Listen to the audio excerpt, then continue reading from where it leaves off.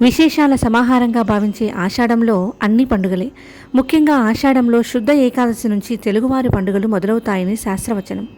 అందుకే తొలి ఏకాదశితో పండుగలు తీసుకుని వస్తుందని ఒక సామెత కూడా ఉంది.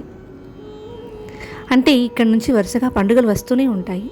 జూలై 6వ తేదీ ఆదివారం తొలి ఏకాదశి పర్వదినం సందర్భంగా తొలి ఏకాదశి విశిష్టత ఏంటో ఇప్పుడు మనం తెలుసుకుందాం. తెలుగువారి తొలి పండుగ తొలి ఏకాదశి.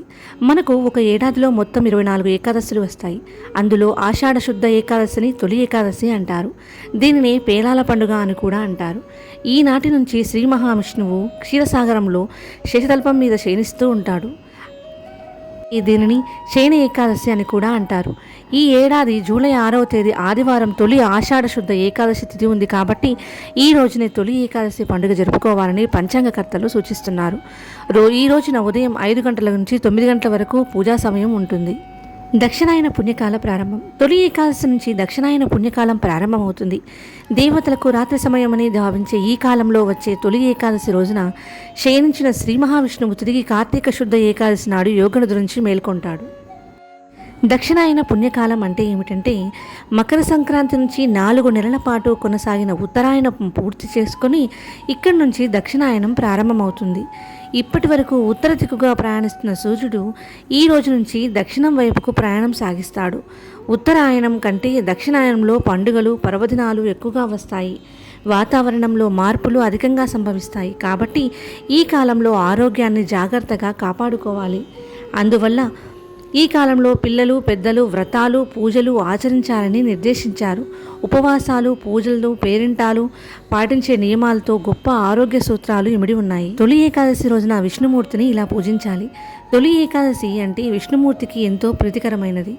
ఈ పర్వదినం రోజున ఉదయాన్నే తలారా స్నానం చేసి శ్రీ లక్ష్మీనారాయణను భక్తి శ్రద్ధలతో పూజించాలి. ఉండగలిగిన వారు రోజంతా ఉపవాసం ఉంటే మంచిది. పూజా మందిరాన్ని శుభ్రం చేసుకుని గంధం కుంకుమలతో శ్రీ లక్ష్మీనారాయణల విగ్రహాలను అలంకరించుకోవాలి. తొలి పండుగ కాబట్టి ఇంటి గుమ్మాలకు మామిడి తోరణాలు కట్టుకుంటే మంచిది. ఆవు నీతితో దీపారాధన చేసి పసుపు రంగు పువ్వులతో తులసి దళాలతో అక్షింతలతో శ్రీమన్నారాయణని పూజించాలి.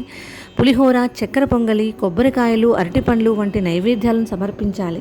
ఇంట్లో పూజ పూర్తయ్యాక సమీపంలో ఉన్న విష్ణు ఆలయాన్ని దర్శనం చేసుకోవాలి.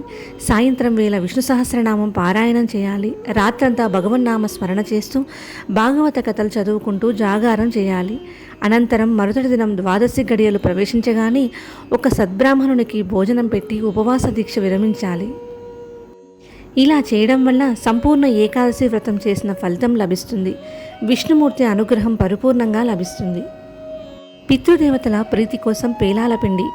ఇక తొలి ఏకాదశి రోజున మరొక విశేషం కూడా ఉంది. అదేమిటంటే పేలాల పిండి తప్పనిసరిగా తినాలి అంటారు. పేలాలు పితృదేవతలకు ఎంతో ఇష్టమైనవి. అందువల్ల ఈరోజు మన పితృదేవతలను గుర్తు చేసుకోవడం మన బాధ్యత. అలాగే ఆరోగ్యపరంగా బయట ఉష్ణోగ్రతకు అనుగుణంగా శరీరం అనేక మార్పులు చెందుతుంది. గ్రీష్మ ఋతువు ముగిసిన తర్వాత వర్ష ఋతువు ప్రారంభమయ్యే ఈ కాలంలో శరీరానికి పేలాల పిండి వేడిని కలిగిస్తుంది. అందువల్ల ఈ రోజున దేవాలయాల్లోనూ ఇళ్ల వద్ద పేలాల పిండిని ప్రసాదంగా పంచుతారు. పేలాల పిండిని ఇలా తయారు చేస్తారు. వేయించిన పేలాలు బెల్లము నెయ్యి ఏలకలు శొంఠి కలిపి రోట్లో దంచి తయారు చేసేదే పేలాల పిండి. వర్షాకాలం ఆరంభంలో వచ్చే తొలి ఏకాదశి పండుగ రోజున పితృదేవతల పేరుతో పేలాల పిండిని తినడం వలన రోగ నిరోధక శక్తి పెరుగుతుంది. పంట పొలాల్లో కూడా తొలకరి వానలు కురిసే ఈ సమయంలో రైతులు తమ పొలాల్లో కూడా పేలాల పిండిని చల్లుతారు. ఇందువల్ల వర్షాలు బాగా కురిసి పంటలు సమృద్ధిగా పండుతాయని విశ్వాసం.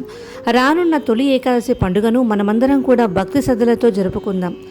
ఆ శ్రీమన్నారాయణుని అనుగ్రహానికి పాత్రులమవుదాం. జై శ్రీమన్నారాయణ.